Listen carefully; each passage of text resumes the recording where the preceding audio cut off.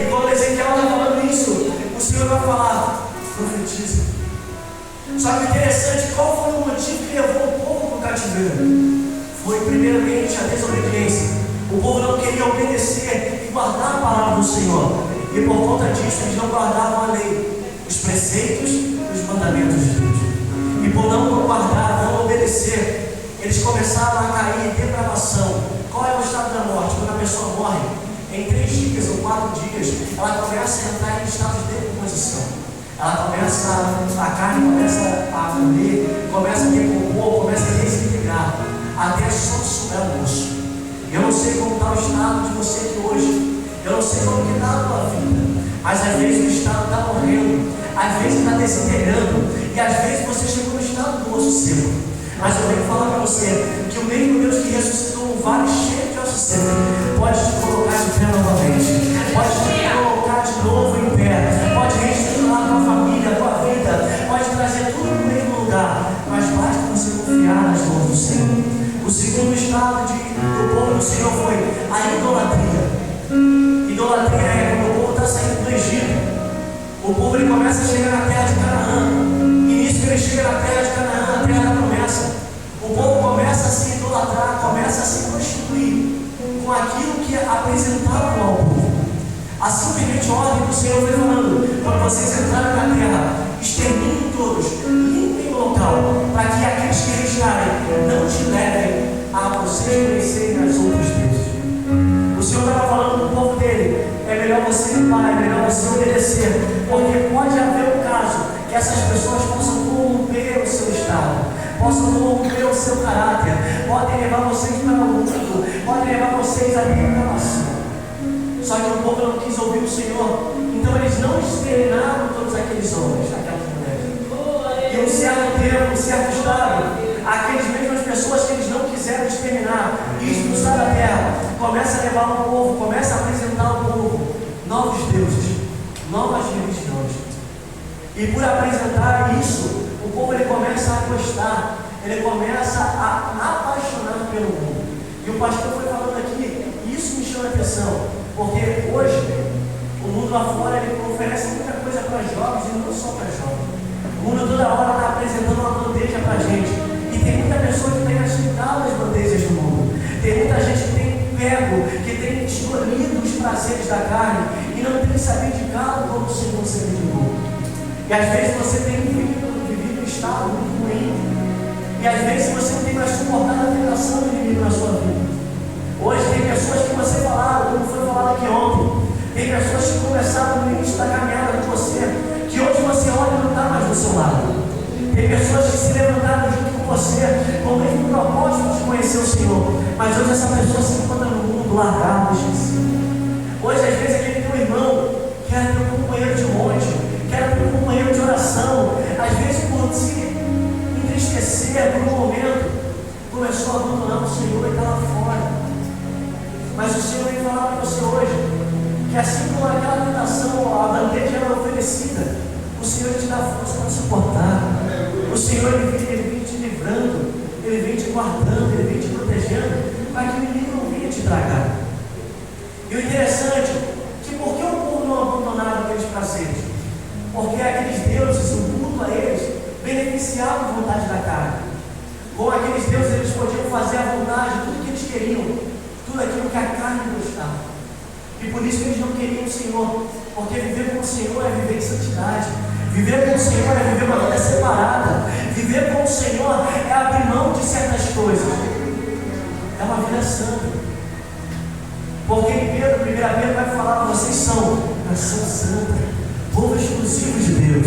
Vocês são sacerdócio real. Vocês não são qualquer um. Vocês não são para se misturar. Vocês não são para ficar junto com o mundo. Eu chamei vocês como sal da terra. E o sal ele foi chamado para fazer diferença. Eu chamei vocês como luz do mundo. E a luz ela é chamada para brilhar. Mas tem muita gente escondendo a luz que Deus colocou nela. Tem muita gente se tornando ímpio. O que é isso? Não presta mais. E o Senhor ele foi palestrando comigo. Eu estava lendo um livro que a Babilônia hoje é o mundo em que nós vivemos, ao qual fica sempre nos oferecendo bandeja. sempre fica nos oferecendo novas oportunidades, falando que não vai adiantar você ficar na casa do Senhor, que não vale a pena você abrir mão de certos desejos, de certas vontades carnais. Mas eu venho falar para você que até aqui hoje eu tenho aberto mão de desejos da carne, eu tenho aberto mão de concupiscências do olho, eu tenho aberto mão de bandejas que tem me oferecido, e até aqui o Senhor tem me guardado. Tem uma palavra na Bíblia que vai dizer: até aqui nos ajudou o Senhor. Eu venho falar para você que se você está de pé, é pela graça. Porque o apóstolo Paulo vai falar: Senhor, tira esse espinho da minha carne, Senhor, tira isso de mim, está doendo, está machucando, eu não aguento mais. Mas o Senhor vai falar que Ele não dá tentação, Ele não dá provação além do que a gente possa suportar, mas Ele dá o escape na hora que você não aguenta. É naquela hora que você está como Jeremias. Jeremias vai falar: Senhor, o Senhor me iludiste, o Senhor me enganou. Mas o Senhor vai falar para Jeremias que quando Jeremias queria parar de adorar, a palavra de Jeremias foi como um fogo cerrado no peito, que não deixava ele parar. Eu vim falar para você hoje que às vezes pensou em desistir, que às vezes pensou em largar a rede, que às vezes pensou em voltar para o mundo. A palavra do Senhor é como fogo no seu peito, e ela vai continuar queimando, ela vai continuar te guardando, e ela vai continuar te mantendo de pé. O Senhor não vai te perder. Porque tem um louvor que me chama muita atenção, que ele fala assim: ó, Deus, Ele não desiste de você, Deus, Ele não abre mão de você. Tem uma palavra no Salmo que vai dizer: e lá no alto o Senhor me estendeu a mão, me segurou e me colocou de pé novamente. Estender a mão significa ajudar quando ninguém mais quer te ajudar.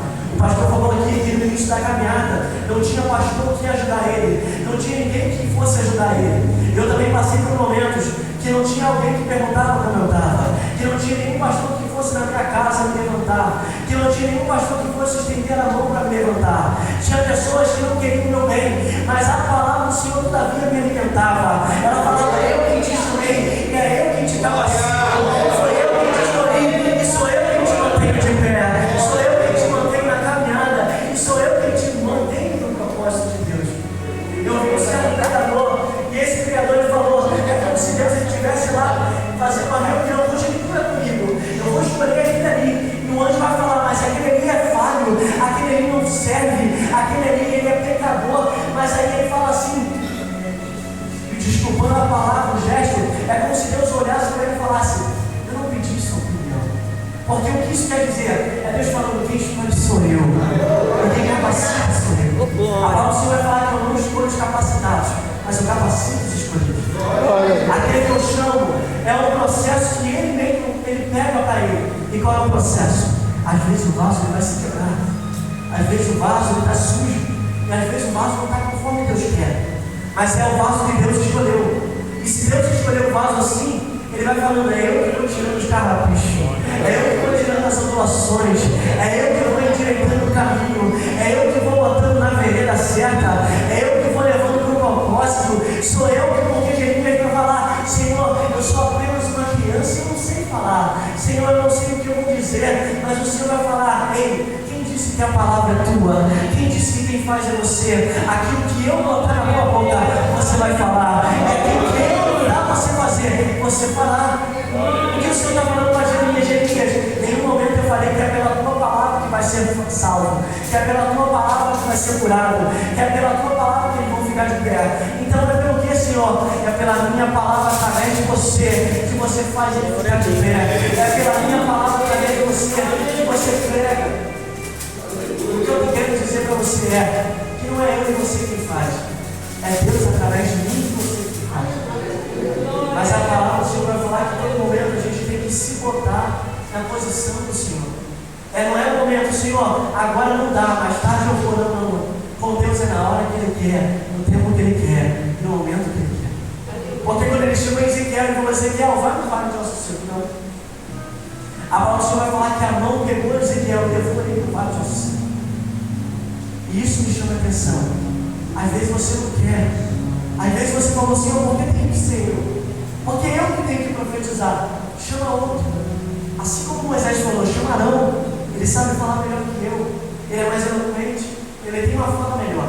Mas o Senhor vai falar: eu escolhi você, eu não escolhi Arão, eu chamei você, eu não chamei fulano. Então o que eu quero falar para você hoje é que se Deus ele te chamou, Ele vai te capacitar no caminho, no processo. Então permaneça onde Ele te colocou, permaneça onde Ele falou para você ficar. Eu creio que você vai receber aquilo que Deus tem para você. Porque realmente, às vezes, a gente se sente incapacitado de fazer. Às vezes a gente se sente como se não pudesse fazer. Mas a Deus, em todo momento, Ele falando: Paulo, é o meu poder que se aperfeiçoa na sua fraqueza. E quando Paulo ele ouve essa palavra, Paulo ele fala uma palavra muito linda. Ele vai falar: então eu vou me gloriar na minha fraqueza, porque quando eu estiver fraco, é aí que eu estou forte. E quando eu não puder mais, é aí que o Senhor me fortalece. É aí que o Senhor me coloca de pé. Às vezes você está falando: Senhor, eu não quero mais me levantar, Senhor, eu não quero mais ir. Mas é quando você não quer, é quando você não consegue mais, é que o Senhor usa você para falar. Porque tem um louvor que fala: às vezes Ele te usa, em vez de te curar, Ele usa você para curar pessoas. Às vezes de te levantar, Ele usa você para levantar pessoas. Às vezes de Ele te sarar, Ele usa você para sarar as pessoas. Porque tem um pastor chamado Paulo Dama, acho que é Paulo Dama, e o filho dele morreu. E as pessoas foram até ele e falaram: por que o seu filho morreu?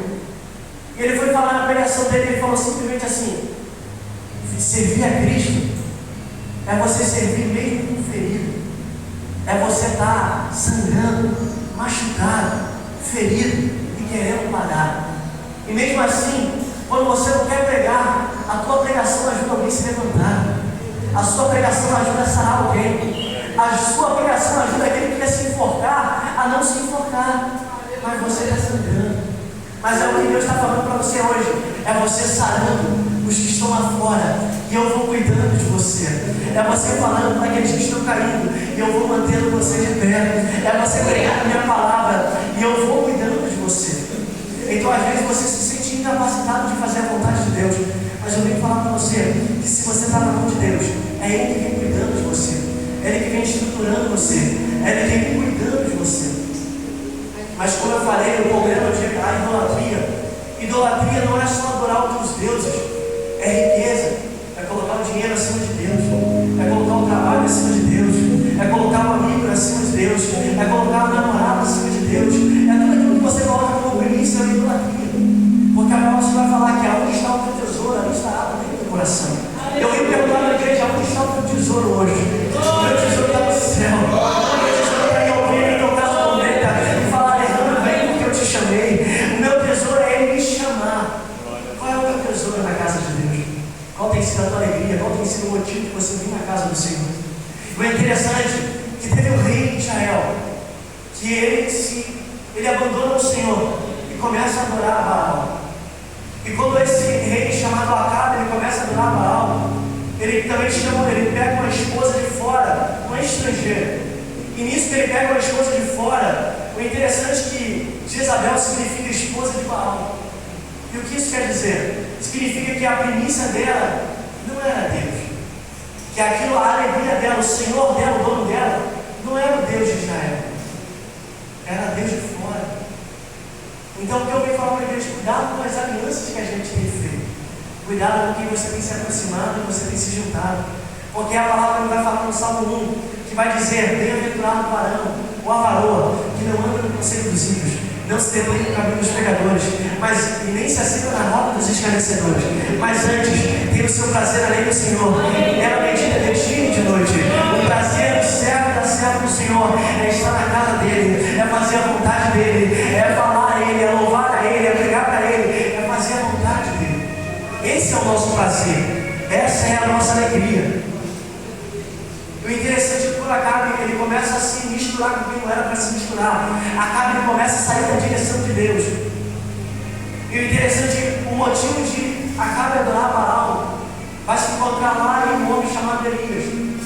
Porque quando Elias ele vai falar que não vai chover mais naquela terra, quando ele fala que não vai chover, tem um motivo atrás daquilo. Qual é o motivo? É simplesmente que Baal significa Deus da chuva ou da tempestade, aquele que faz chover, que é aquele que faz a plantação crescer, aquele que traz fertilidade para a minha terra.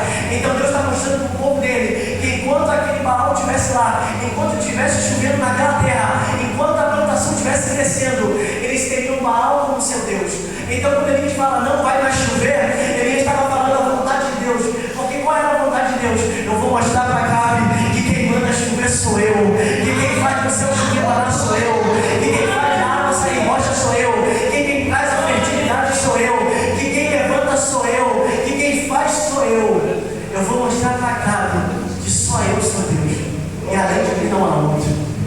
Então, quando não chove, é Deus falando para simplesmente, quando ele vai falar, clama ao seu Deus, porque provavelmente ele está dormindo. Clama ao seu Deus, provavelmente ele está viajando. Clama ao seu Deus, eu acho que ele tirou uma folga, mas não, porque ele não existe. Mas quando Elias ele vai clamar ao Senhor, o Senhor, no primeiro momento que Elias clama, o Senhor ele desce com fogo do céu, ele consome o holocausto, falando: eu vou provar para vocês que Baal não é Deus, eu vou mostrar para vocês que Satanás não tem poder na terra, eu vou mostrar para vocês que quem continua mandando sou eu.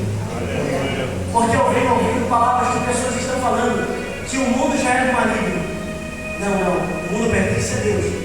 Já é do maligno significa que ele está controlando as pessoas que estão no mundo.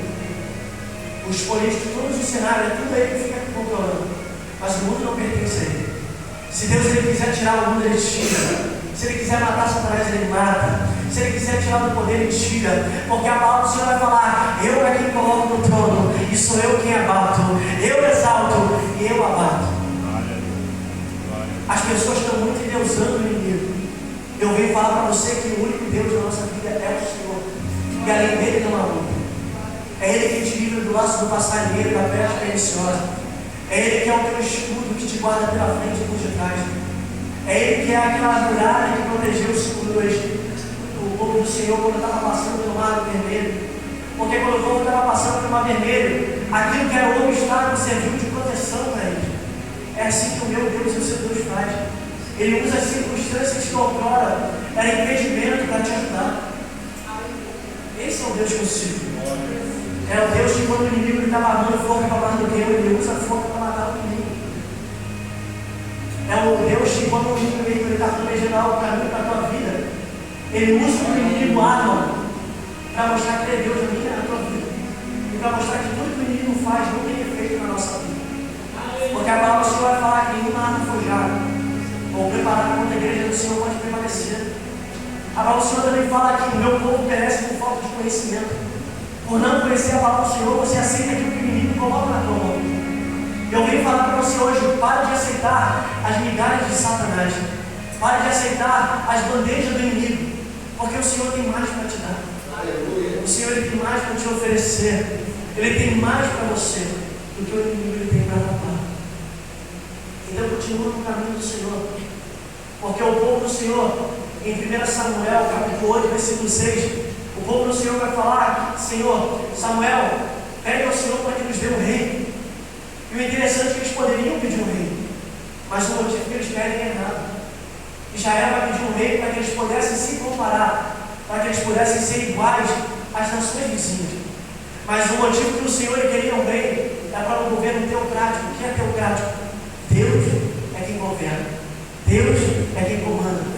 O que eu quero falar para você hoje é Deus que tem comandado a tua vida, é Deus que tem governado a tua casa, é Deus que tem te governado os teus caminhos, é Ele que tem que governar a tua vida, é Ele que tem que governar a tua história, é Ele que tem que te direcionar você, é Ele que tem que te mostrar onde é o caminho. Só que o povo ele queria ser igual às nações.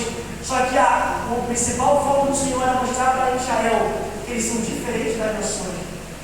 O que o Senhor está falando é simplesmente: Israel, eu te fiz minha imagem e semelhança, e não semelhante aos povos.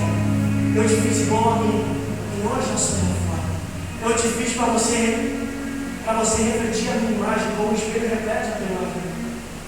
Eu te fiz para refletir a luz, como assim a luz que bate no espelho ela reflete.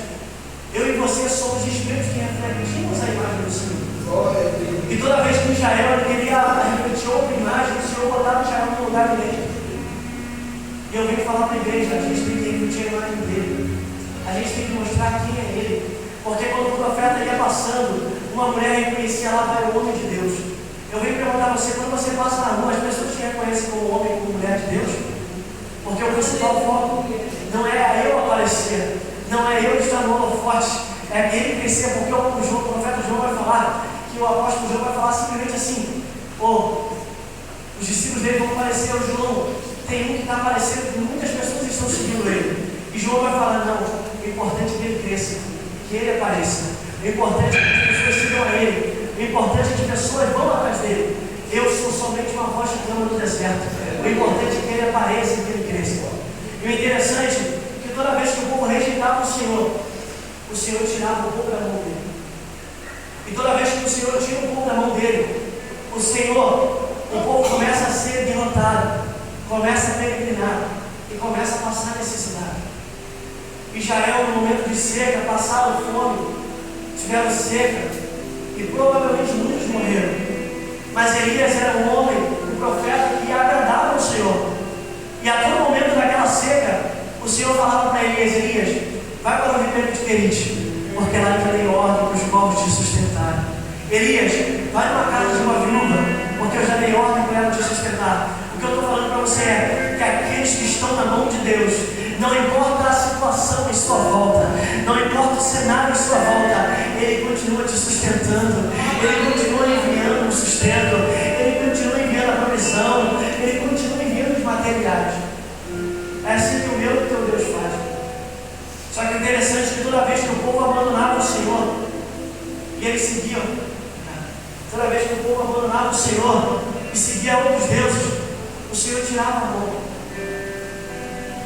Eu vim falar para você, assim como o pastor já falou, o mundo não tem nada para te oferecer, o mundo não tem nada para te dar. Eu só venho aqui falar que você já sabe que é bom e vai valer a pena permanecer na presença do Senhor, que vale a pena ficar na casa do Senhor, que vale a pena abrir mão dos desejos da carne, das vontades do coração, que vale a pena você abrir mão das coisas, porque infelizmente o cenário que a gente se encontra hoje, tem muitas pessoas abandonando o Senhor e aberto mão daquilo que Deus tem para eles. Mas eu venho falar para você que não abre mão daquilo que Deus tem para a tua vida.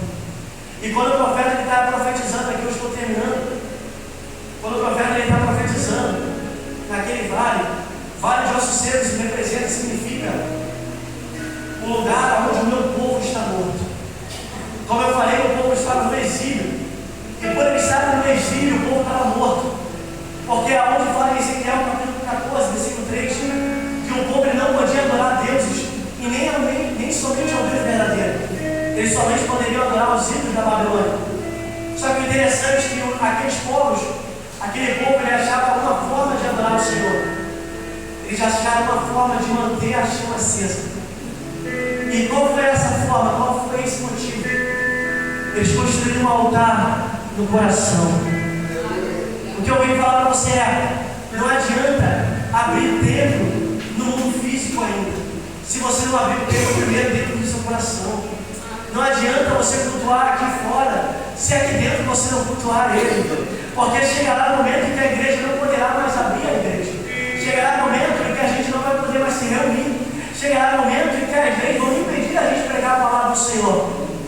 Mas aquele povo, aqueles remanescentes, eles acharam uma forma de manter a chama acesa. E qual é essa forma? A lei me obriga a não adorar.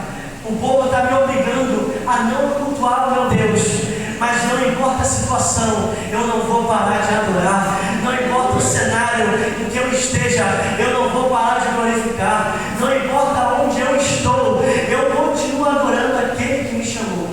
Continue adorando ao Senhor. Continue fazendo a vontade do Senhor. Não importa o cenário que você esteja, você tem que adorar Ele primeiro aqui dentro, para depois adorar aqui fora. Porque não adianta nada você falar com a tua boca e dentro do teu coração você não acreditar. Por quê? Porque a boca fala que o teu coração está cheio. Se você está cheio de fé, você vai falar a palavra de fé.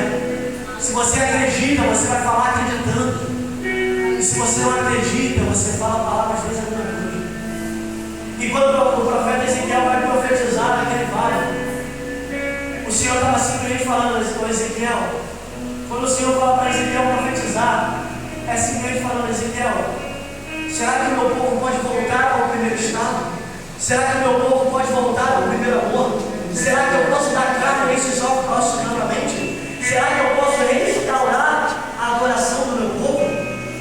E Ezequiel vai falar: Senhor, eu não sei, mas eu sei que o Senhor sabe a resposta para essa pergunta. E o Senhor vai falar: Ezequiel, então profetiza, porque eu vou trazer vida para aquilo que morreu. Eu vou colocar de pé de novo aquilo que caiu. Ezequiel, profetiza, Ezequiel, porque eu vou fazer o meu povo ser imaculado novamente. Profetiza, Ezequiel, porque eu vou fazer a minha nação ser separada novamente.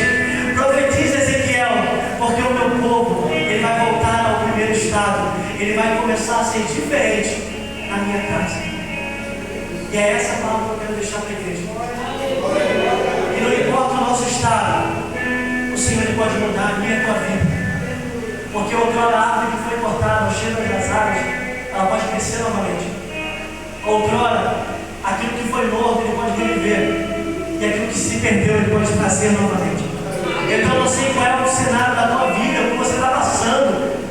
Mas a palavra do Senhor hoje para a tua vida é: permaneça na mão de Deus. Porque na mão de Deus você pode até quebrar como o vaso quebrou, mas Ele te refaz e te bota de pé novamente. Permaneça na mão de Deus, porque Ele pode te trazer ao primeiro amor, ao primeiro estado, e Ele te guarda em todo momento. E aqui eu termino. Eu queria pedir a permissão do pastor, se pudesse louvar o louvor. Eu queria estar chamando a minha mãe juntamente com o meu irmão.